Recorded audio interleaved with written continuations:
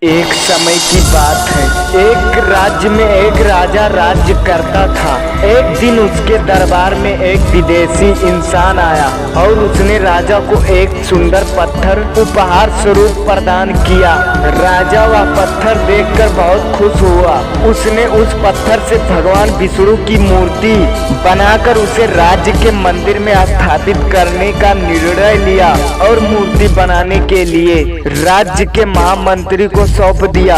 महामंत्री गांव के सबसे अच्छे मूर्तिकार के पास गए और उसे वह पत्थर देते हुए बोले, महाराज मंदिर में भगवान विष्णु की मूर्ति स्थापित करना चाहते हैं। 7 दिवस के भीतर इस पत्थर से भगवान विष्णु की मूर्ति तैयार करके राजमहल पहुंचा देना। इसके लिए तुम्हें 50 स्वर्ण मुद्राएं दी जाएंगी। 50 स्वर्ण मुद्राओं की बात सुनकर मूर्तिकार बहुत खुश हो गया और महामंत्री के जाने के तुरंत मूर्ति बनाने के लिए वह अपना औजार निकाल लिया।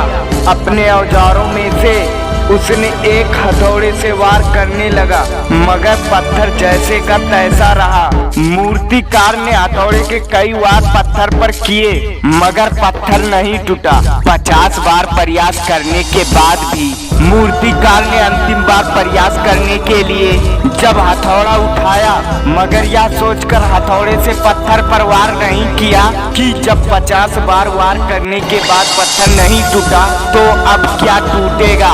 वह पत्थर लेकर वापस महामंत्री के पास आ गया और उसे यह कह के वापस कर दिया कि इस पत्थर को तोड़ना असंभव है, इसीलिए इससे भगवान विष्णु की मूर्ति नहीं बन सकती। महामंत्री को राजा का आदेश हर हाल में पूरा करना था, इसीलिए उसने भगवान विष्णु की मूर्ति बनाने के लिए गांव के एक साधारण से मूर्तिकार को सौंप दिया। पत्थर लेकर मूर्तिकार ने महामंत्री के सामने ही उस पर हथौड़े से वार किया और वह पत्थर एक बार में ही टूट गया। पत्थर टूटने के बाद मूर्तिकार ने मूर्ति बनाने में जुट गया।